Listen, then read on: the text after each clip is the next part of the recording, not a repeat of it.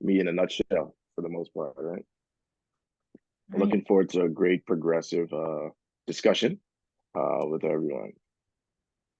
right, right. Well, thank you for that. So, why don't we begin with our very first question? And there's a lot going on there, but let's try to start big and kind of narrow it down. So, big picture, what are the emerging trends and use cases and that you're seeing in this space right now, and what benefits do you see? What are they trying to solve?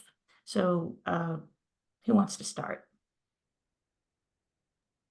Um, I, yeah, David, you were good. okay, perfect. Yeah. So I think so we work across lots of different sectors, and we have lots of different clients. So we see a lot of different use cases, from the tokenization of collectibles to digital art to financial services products, to just collecting crypto for investment, to supply chain, to all sorts of digital of interesting things. I think probably the two or three areas that are taking, the market share are around tokenization of financial service instruments, so bonds, equities, especially, but funds as well is now becoming a big thing, and the settlement of those things. So how you can use cash on chain solutions or central bank digital currency solutions to be able to settle those things. And in fact, it's the second part of that that's actually the most interesting, and where you possibly have the most you get the most benefits from using blockchain in terms of being able to remove intermediaries, settle instantly rather than going out to payment systems, and so on and so forth. That makes it probably actually the kind of target for most capital markets areas. Obviously, crypto as an investment as well is interesting, and a lot of financial services companies are kind of going towards that, just as an investment vehicle, right? So adding it onto a portfolio of a fund, for example, or creating an ETF. And then the last thing, and I think this is more of a what things are kind of hot right now and what things are really starting to really take shape, is around digital identity. So we're seeing a lot of governments, a lot of large institutional players, especially here in Europe, starting to build these digital identity systems, based on verifiable credentials, and a lot of these are connected to the blockchain, and blockchain wallets where they hold their credentials. And this is because of regulation that's coming down the pipe here in Europe, the ADAS regulation, which the European Commission has put in place, which says that, I think it's in 2029, everybody should be able to hold their own data and their own identity if they wish to. So all of the local governments and the financial services entities, and even the big corporations, are looking at how they can do that, right? So I think that's going to be a really big thing in the next coming few years. Of course, you have a nexus to financial crimes investigations, anti-money laundering. All of that kind of goes hand in hand. You have identity credentials, which will help prevent or at least make it more difficult to steal identity, et cetera. So that's a very interesting space right now. Michael, what are your thoughts? Yeah, so my sentiments lie exactly what David would have expressed, right? Tokenization is now becoming a major topic within the blockchain space, mostly within the financial services industry, of course. We have structured products that are now being tokenized, as David had mentioned. Also, real estate, right? Tokenization of real estate is now becoming a hot topic as well. Quite a few people have figured it, more so in the European, not so much in North America's as yet. There have been one or two cases, but it's now becoming that overlap. Additionally, within in terms of just a micropayments format, we see digital assets being utilized in a way such that now you can pay for things using crypto, right? That's now becoming a more formidable and more formalized process, right? Just straight from walking to the store, you can have digital assets now as an additional form of payment. When you order stuff offline, or say, for example, I know people that book tickets, plane tickets, book hotels using crypto. So now it's becoming an additional source of payment using digital assets, which is quite interesting. Furthermore, we now, with a lot of governments implementing regulations, now wanting to get a handle on the digital currency aspect, we now have CBDCs emerging, especially, and is becoming more of a top trend worldwide. So, for example, in the Bahamas, we have our sand dollar, Bahamian sand dollar, which is a CBDC that we utilize down here. And that's now being implemented all throughout our financial services sectors now from the commercial banking level, right? So in terms of blockchain and digital asset standpoint, we now see cryptocurrencies going a little bit more mainstream. And that's now being assisted with, we see regulations in place, right? We see governments worldwide are now implementing either regulatory frameworks that kind of harness the use cases of these technologies and make them just a little bit more safer, right? So you're seeing, or we're both seeing, we're all seeing a lot of innovation right now and slow adoption. You see some countries moving faster than others. Others are still thinking about it. They're experimenting. What do you see as potentially the primary challenges for this wider spread adoption? And let's start with David. Yeah, so I think the main thing is around education here, to be honest with you. So I think when people think about blockchain, they seem to associate blockchain with crypto. And when people think about crypto, they seem to associate crypto with crypto in the early noughties, which was around purchasing illicit goods, activities online. And they seem to think that actually, well, anything that you therefore do using blockchain, therefore is kind of, touched with the same stick, right? Which is not really that fair, because yes, maybe if you're holding crypto and you don't doing your AML checks or your KYT checks or your token checks, and you are purchasing crypto without doing that or selling it to your clients or whatever it is, then you are kind of getting into that kind of danger area of, I have some kind of, let's say, like source of value that maybe is a little bit dodgy and that I can't necessarily use properly. But a lot of the stuff that we're looking at is actually not using native crypto at all. And the crypto might even, the blockchain might even be a private blockchain, which isn't even connected to the big main nets where these kinds of illicit activities are actually happening. So there's a big disconnect, I think, in certain people's heads about what blockchain is compared to crypto, what a crypto, what a base crypto is, or what it is compared to like a token, and that's all part of the educational process, right?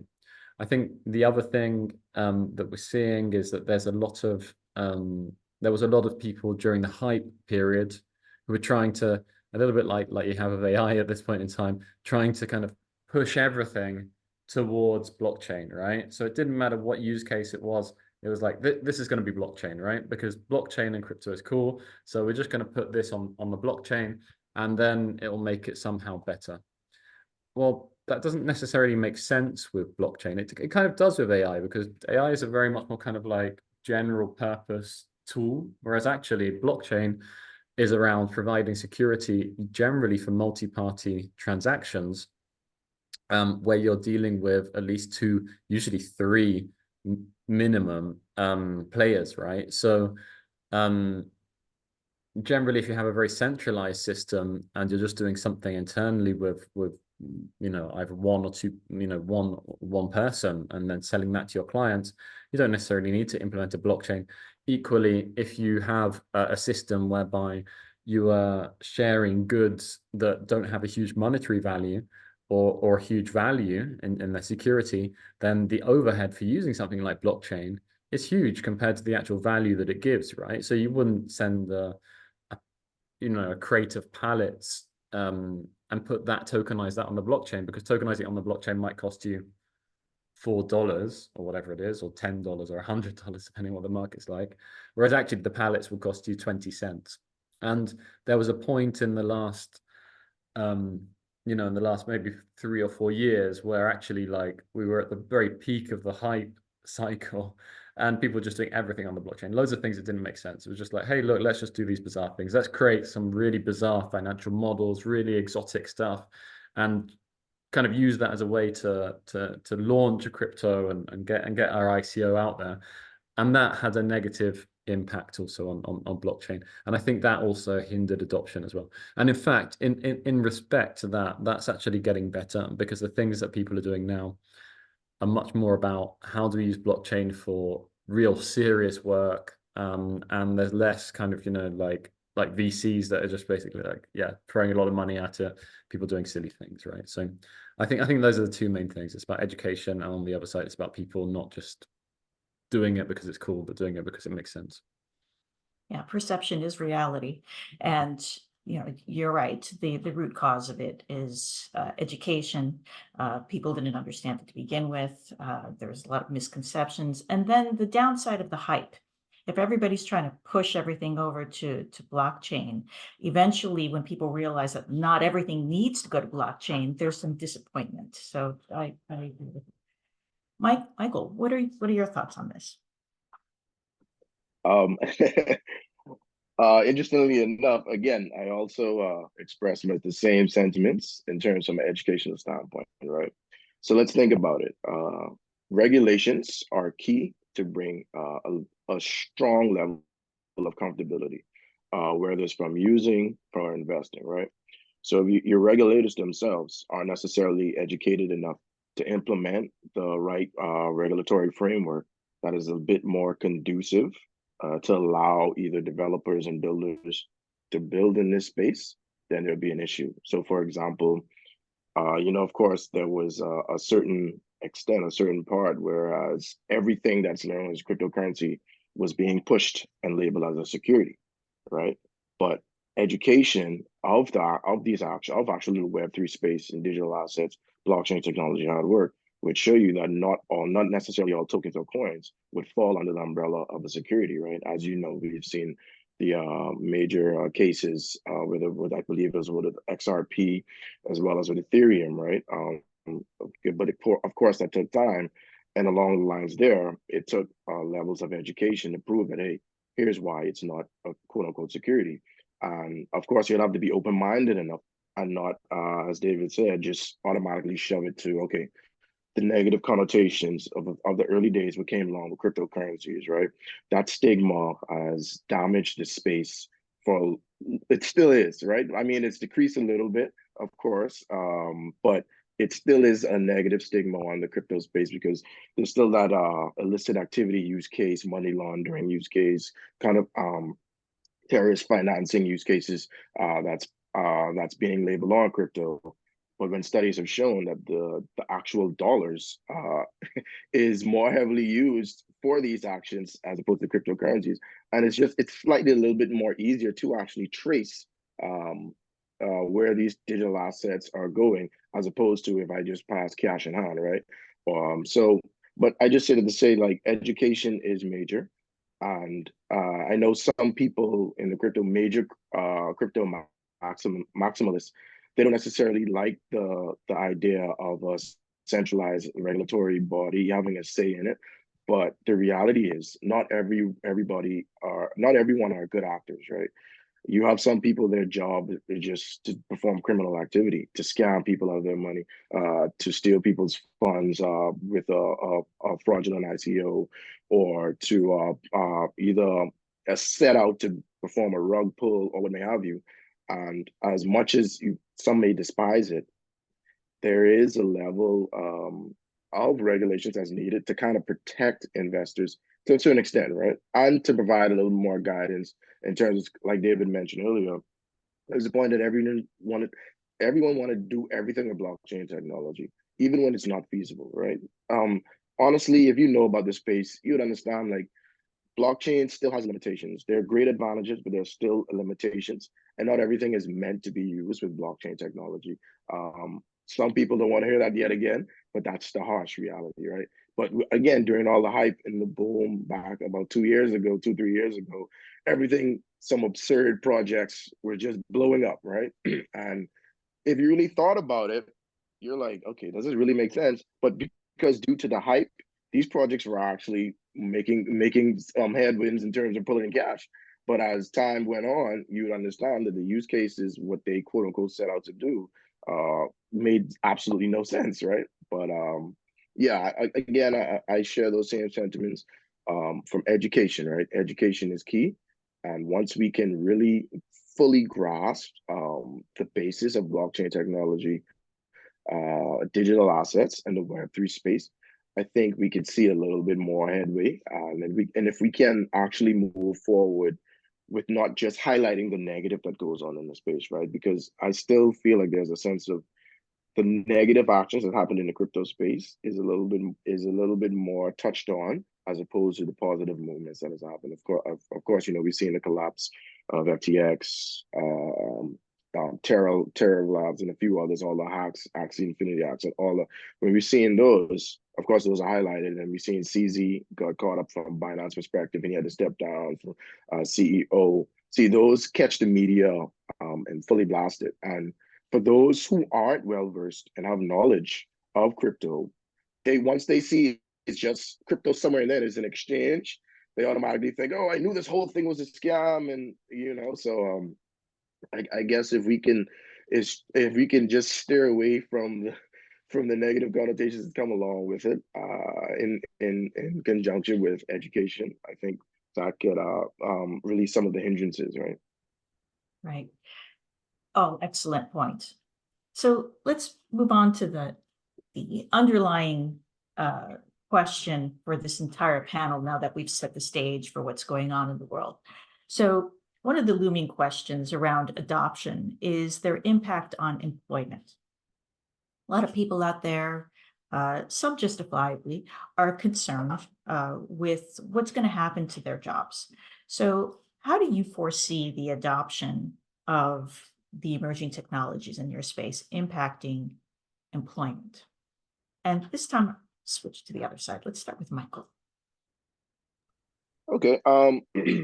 Honestly, in terms of a human capital standpoint and technology, honestly, my opinion, I see AI replacing a lot of manual jobs and making it a little bit more remote. But I wouldn't say that to say in a sense to be afraid of anything, right? Two things what I would say. I would say learn how to harness this technology, because if you actually learn how to harness this technology, it can be quite useful for you. And now you can provide implementations through your day-to-day that can make you even more efficient, right? Once you fully grasp on how to implement these things correctly in a safe way and fully utilize it, I believe AI can be very advantageous. But again, a lot of manual processes that were needed and more so needed from a human perspective are going to be eradicated in the sense that there's not as much human capital needed as once was. So simply put, think about from your average brick and mortar commercial bank.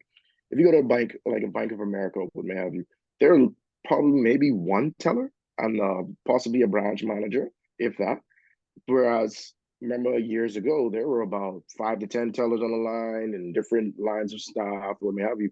But simply because the banking process is mostly automated, you can do it either through your banking app, or you can just simply go to ATM and perform the same structures, right?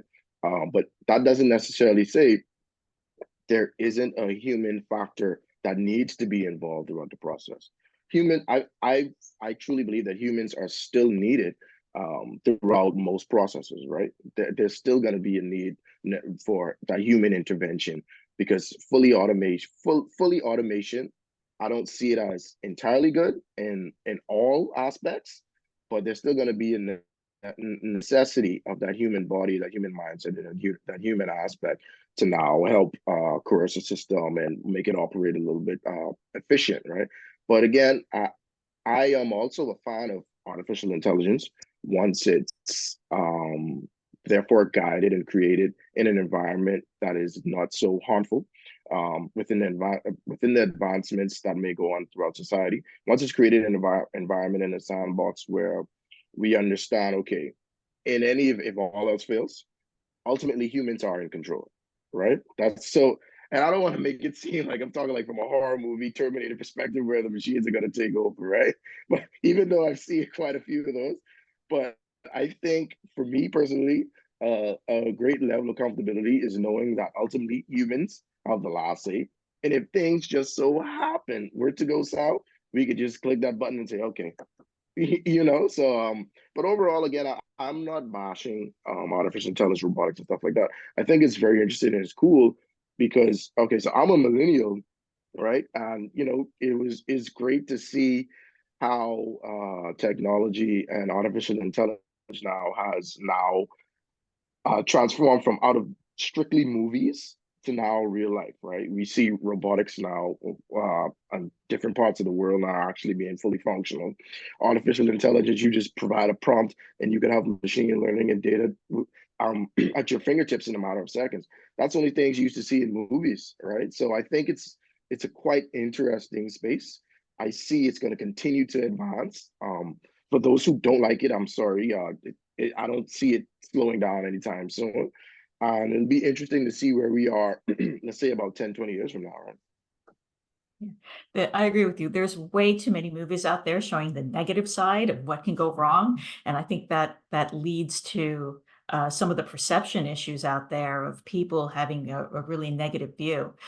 There's very few movies out there that actually show the positive side. Actually, I'm trying to think, and the only thing I could think of is really Star Trek, because they show really cool things on Star Trek of the nice things that could happen with technology. And one of these days, I'm going to just love, if hopefully it happens in my lifetime, I doubt it, but being able to go to that machine and say, computer, give me an Earl Grey hot, like just...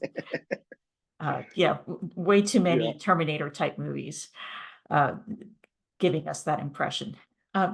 David, what are your thoughts?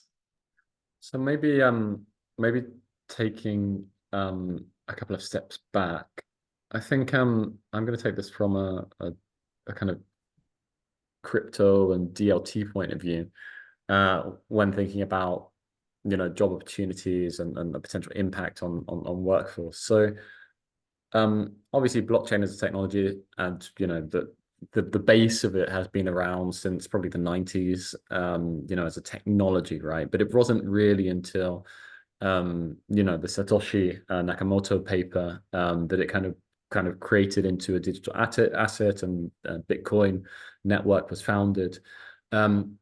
And the Bitcoin network was founded, as an alternative to finance, right? So an alternative to the modern way of doing business. And one of the big driving forces behind that was to get rid of the banks. So it was to remove the banks and give the money back to the people. And there was a lot of scaremongering around that point in time. Is this the money of the future? If it is the money of the future, what will the banks do? Where will the people work? What will be the financial impact on that, right? And there was a lot of movement, there was a lot of push, there was a lot of people that were very involved in that. And at one point, it looked like maybe this was a possibility that actually things would move to this new economic paradigm, right? But they didn't. And the world keeps on turning, and the banks kept on working, and the people are still employed. So that's one thing, right? Even though something can come up and it can seem like it's going to really put in danger a whole chasm of society, right? Generally, there's quite a lot of push to make sure that doesn't happen. If it does happen, it's going to be a slow transition rather than a quick transition. So with AI, I would imagine it would be something quite similar. At the moment, we're like, oh my gosh, it's going to take everybody's jobs and everything is going to be changed by 2026. I don't think it's going to be like that at all. It will be a slow thing rather than a quick thing, which is what happened with blockchain and crypto. On the second side of things, we see blockchain, especially in the kind of like capital markets world, being used to be able to disintermediate certain types of firms, so like bookmakers, for example, maybe even clearing houses, maybe accounting firms, for example, all of these kinds of like intermediaries, right, where they are basically there to make sure that the record is proper and that everything is done correctly as to the book and the way it's done, and also the intermediate banks, right, that provide kind of, you know, maybe some custodian processes, right. Well, I mean, again, a little bit similar kind of thing happened that we saw with the blockchain world. Some of these things did get intermediated. Mainly they haven't yet. So that might happen in the future, but it looks as though actually disintermediation isn't going to be the thing that is going to happen. What is going to happen, though, is that automation of settlement processes and automation of business processes, not complete automation, but let's say like 95% automation, like Michael said, complete automation with something of a lot of value, like a bond, $100 million bond, generally doesn't happen. Somebody's got to approve part of it, right? But 95% automation is something that is happening and is going to happen, right? So, but they still are going to need some individuals who are going to be skilled to be able to build those systems, right, and maintain those systems. So you're really kind of changing the type of people that are doing it. So moving them from being kind of, you know, people that work with Excel to people that work with code, and people that maintain systems rather than maintaining books, right? So I think it's more like a change in the profile rather than necessarily a completely getting rid of the workforce. And then the other thing is, large public networks allow people to be able to build and use and also just trade crypto, right? So build and use distributed applications and trade, and anyone can do that. So actually, that's a really great tool. Anybody can set up, you know, a smart contract. Anyone can deploy a dApp to the Ethereum blockchain and try and get people to buy their tokens. You don't have to be, you know, a brain surgeon to be able to do it. You just have to research and understand what you can do and what you can't do from a legal point of view, and have a good idea. So that's really liberating, and anyone can go off and trade crypto, right? In a way that actually capital markets is not necessarily so open to so many people to be able to go and trade stocks and shares. It's quite, you know, it's not impossible to become a day trader, but it's not as easy, right? Crypto is very open for people to become traders and kind of move into that area. So it opens up a lot of jobs in that respect. And I remember when there was a financial services crisis in 2000, during the COVID time, and in some of the countries in Europe, especially in Eastern Europe and Turkey, a lot of the people that were in traditional jobs went to become crypto traders when they couldn't actually get into the office, and they couldn't make money in the traditional way, right? And that wouldn't have even existed if the possibility of having these large blockchain networks are there. So I think it does, yes, it could disintermediate people in the future. Yes, it could be the new revolution in finance and get rid of the traditional financial services infrastructure that there is, and therefore get rid of lots of jobs in the banks. But we're a long way away from that. And actually, I think there's a lot more opportunities to make more work than there is to get rid of the work that we have at the moment. And this isn't a new thing. So whenever there's any kind of innovation, there's always some kind of shakeup in what's going on at that moment in time. And things I can think of from, just to show you just how far back this goes. Elevator operators. Years ago, you couldn't get into an elevator by just pushing a button. You had to wait for the elevator. There was an actual elevator operator inside the elevator. You told that elevator operator what floor you wanted to go to, and they would take you to that floor. That doesn't exist anymore unless it's some kind of historic building where there's an elevator operator in there for a very specific purpose because it's a historic building. Right now, everybody just presses a button. Actually, there's been even more innovations in the last few years where we have smart elevators now that will more efficiently direct people to specific elevators that are going to the same floor or a cluster of floors. So there's a lot of innovation that's happened there. And yes, elevator operators were out of jobs at that point in time. But new jobs have been created as a result of that in maintaining the systems or whatever is involved. I'm not an expert in elevators, but I would imagine that there were jobs that were created as a result of that. So the same thing is happening now. And I see a lot of opportunity out of, David, what you said, where these day traders in the traditional sense had to move over to the crypto side. And you're seeing a lot more adoption, widespread adoption. And a good side of these innovations is financial inclusion. You have more people that are getting involved in this space, and they don't need that intermediary.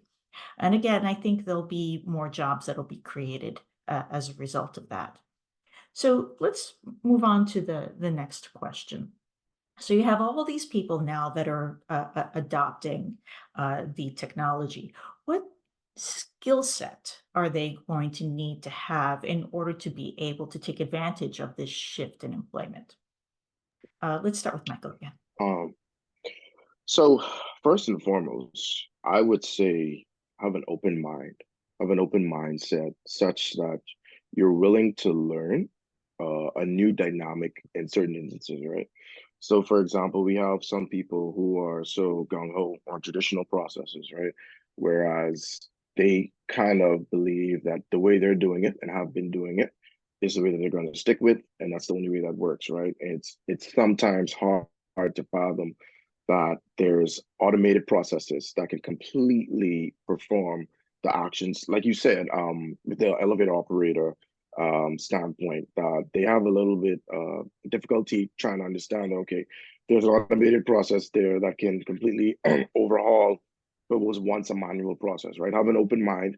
And secondly, seek the knowledge, right? The knowledge is literally at everyone's fingertips, from Google to free courses for those who can't necessarily afford courses or certificate courses, things along those lines of seek courses, seek the education, be open to the fact that, okay, you may not know it now, it may be a bit complex, but understand that over time with reinforcement, continued learning, you can grasp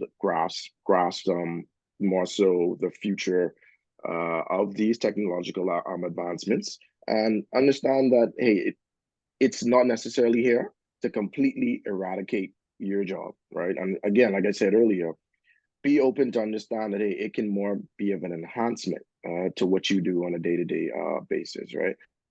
But again, there are many free courses out there, very free and viable, and as well as there's some that are quite affordable certificate courses, what may have you, to now go out and learn a lot of AI some that specify in AI, blockchain as well, blockchain and Web3 as well, and machine learning. Just be open to learn, be open-minded, sought after that education and continue learning. And a lot of it is self-taught too. You can use your own pace. So, but there are also tutors in the space that you can utilize, that if you're better at actually having a tutor there to guide you along the process. Well, there are programs and services out there that can facilitate the type of learner you are. Okay, so I would say just take advantage of those, and yeah, I think you would be fine. David, your thoughts?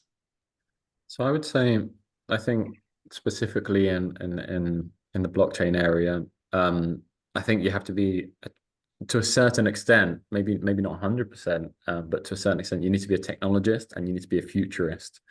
So the being a technologist means having an understanding of not just one technology, but a variety of different technologies. Because unlike something like big data, where you have maybe 4 different implementations of big data, I mean, it's grown a bit, but originally there were about 4 different implementations. In the blockchain area, you have about 100 different networks. You have 50 different smart contract languages. You have lots of different optionalities about how you host your network, how you manage your keys, all sorts of different things, right? And you can't be closed-minded regarding the way you're going to do things.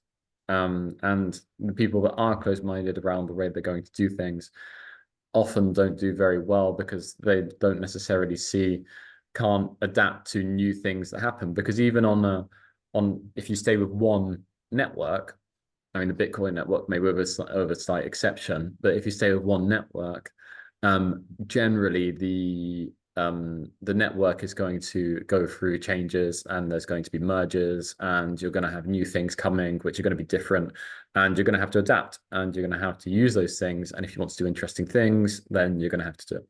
And then the other thing is around being a futurist, right? Because again, with the fact that there are so many different new types of options available to you, it's often too much to be able to deal with. So you need to be able to narrow down, like saying, oh yeah, you can do any tri-party or any multiple party workflow on the blockchain.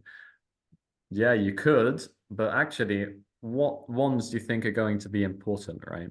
And you have to have that ability to be able to try and imagine what it might look like 5 years down the pipe, and what might actually be successful compared to what sounds like a good idea, but actually is something which maybe people don't necessarily need. There's not such a big advantage.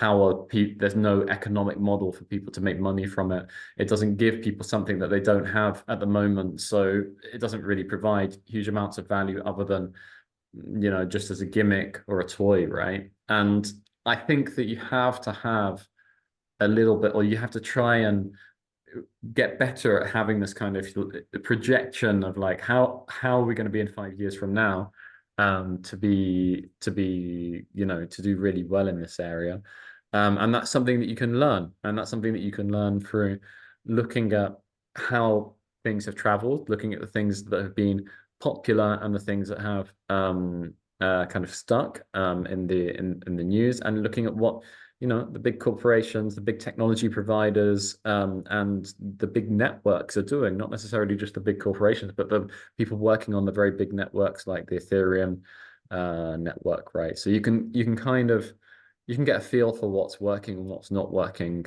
by looking at what's happened in the past, right? So I would say those are the two focus areas, and then obviously everything around learning around technology, doing courses like Michael said, building up your technical understanding, but also your functional understanding around your area. I mean, that's super important, right? And you can future-proof yourself just by doing that. Right? Excellent. Michael. Hey. Oh, it was more? I think Michael already answered this one. Yeah, I know. So looking ahead, this is the crystal ball question. What do you think is on the horizon? If you had a crystal ball, like David, you talked about being a futurist. So that goes right into, okay, you have a tool now, you have that crystal ball. What are your thoughts on what's happening in the future? And let's start with David.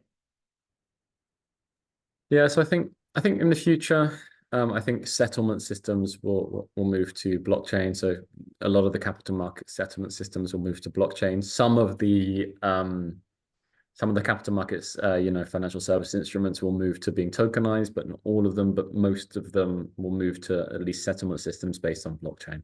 And those settlement systems might be based on cash-on-chain solutions, such as those provided by JPM, for example. They might connect into central bank digital currencies, such as the digital euro or whatever it is, right? So I think that will become the norm in maybe like 5-10 years time. I think everything that's happening around digital identity will become the norm as well. So digital passports and digital driving licenses, all of those kinds of things will be based on verifiable credentials, which will be available in your local wallet on your phone. I think that's going to happen as well. I think that's definitely going to be a big thing. It's not necessarily going to be something which is going to make one or two companies lots of money, but from a technological point of view, there'll be lots of things around digital identity. I think also potentially there's a crossover point into the metaverse as well. And this is also something that I've always been, I've kind of wondered about whether is it the future or we have an AR, VR metaverse and everybody wears goggles or not. But potentially if we're going like really far down the line, maybe once wearables are a little bit more affordable and lightweight and kind of, you know, better, then actually the metaverse or the mixed reality metaverse and using token systems for micropayments potentially an identity as well, using token systems for identity might also be linked into that kind of lifestyle of like, oh yeah, I want to be able to see something on here, pay for something on here via my smart glasses or whatever it is. But I think we're a long way away from that last one. We're a long way from that, but you're right. There is a synergistic reality between all of them. They all interplay with each other. They each have a specific role, and they are coming together, just not as fast.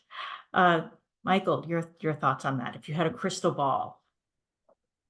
Yeah, so what I see from a regulatory standpoint, I see more regulations being released worldwide in other jurisdictions. Because again, education here is an issue, but honestly speaking, a lot of our regulators are taking necessary steps to now become a little more educated and implement either a regulatory framework that exists and probably making amendments to and adjustments to. I can say that, say, from the Bahamas standpoint, we had a Digital Assets and Registered Exchanges Act that kind of provides a regulatory framework for digital assets in a digital asset environment. So we've recently made amendments to it to kind of make it a little bit more robust and to be a little bit more expansive to cover different areas such as tokenization, stable coins, and also kind of liquidity requirements for digital assets-based businesses, right? Following the collapse of FTX, right? So it's becoming quite an environment that they're learning and making necessary adjustments. And I foresee that happening worldwide in other jurisdictions worldwide. And with that, again, that'll be bring a level of accountability on the digital assets front, right? Either from an investor and again for a builder. And also, again, like you guys mentioned, I see that it's all going to become intertwined with Web3, artificial intelligence, virtual reality. I see it's all going to become intertwined somehow. I'm not sure exactly how, but I foresee with AI, of course, digital payments using cryptocurrencies or CBDC is going to be the methodology of payment for the most part. I see that coming into play now. It may not be immediate, but I see somehow, if I had to look at a crystal ball, I foresee that being a possibility and that occurring, right? And also, I think, and from a crystal ball standpoint, I believe that more adoption from a digital currency standpoint is going to be into play. Probably mostly for CBDCs because CBDCs are the closest digital currency that financial institutions are more comfortable transacting with because essentially I can speak for the Bahamas, our CBDC represents the Bahamian dollar per se, right? And there have been some mandates released by our central bank mandating that commercial banks here to now so provide certain transactions with our central bank digital currency. This is now increasing adoption, right? And I foresee this model being a little bit pushed in different jurisdictions worldwide. So I believe CBDC adoptions are going to be paramount in the future because honestly, it provides an advantage, especially I'd say in the Bahamas for more of our remote islands, because again, we are an archipelago and we have about 700 islands and keys. And on our remote islands, financial services, in terms of from a commercial banking standpoint, can be a bit tedious and a bit cumbersome, meaning there may be possibly one branch on an entire island, and some people have to drive hours just to get to that branch. And sometimes the branch is closed by the time they get there, or the ATM machine isn't working. But to kind of curve that, a CBDC, all you need is internet connection, which everybody has a smartphone nowadays. You can simply just send those funds with a simple internet connection and a push of a button. You don't have to drive anywhere. You can do it from the comfort of your home. So I see that model also being heavily implemented in the future. I see tokenization, as David said, being a little bit more ramped up in many different aspects outside of financial services. I see it being implemented in many industries. I believe on the real estate side, it's going to be ramped up a little bit more. I see NFTs becoming a little bit more mainstream with legitimate use cases as opposed to just JPEGs per se. And also with the digital identity, self-sovereign digital identity, I see that being a major aspect too, right? So I think it's going to be quite interesting. And when you think about it from a technological standpoint, you kind of get goosebumps just to see where we are now in 2024. It's kind of exciting to see what is going to progress as we get years down the road, right? So that's my crystal ball thought. Some really cool stuff there. And as for the CBDC topic, a lot of political debate has happened around that. And some people have actually said, no, CBDC should be outlawed. Others are gung-ho for it. I think a lot of that has to do with education and again, leading to perception. A lot of people are thinking CBDC is a tool for government control, and others are viewing at it from a financial inclusion standpoint. And you're absolutely right. Getting the funds out there, it enables getting the funds. It enables financial inclusion. So anything can be used. Any tool can be used for a negative aspect. This is just the reality. But to identify CBDC as only being a negative tool is just the wrong way to look at it. You have to look at things for what they are. And the intent behind CBDC is not nefarious. The intent is financial inclusion. It's a matter of how to design it.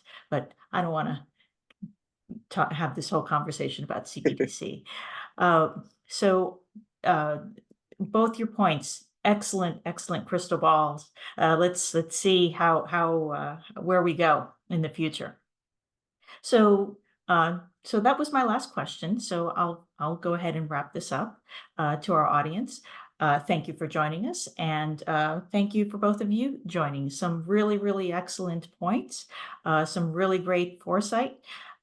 So the financial system, a lot of changes happening in the financial system over the last few years alone, and I'm really excited about where it's going to go.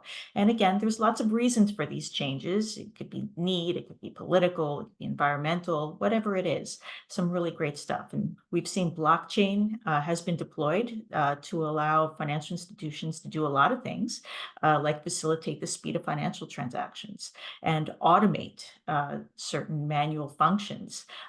It will have an impact on financial crime, on digital identity. And we're not talking just blockchain. You're talking about the other technologies that are out there now. There's going to be some kind of synergy with artificial intelligence. And we've explored all of that. So excellent points, great discussion. Thank you. Just one last thing. Do you have any last items that maybe you didn't get in the conversation? Or are we good? All right then.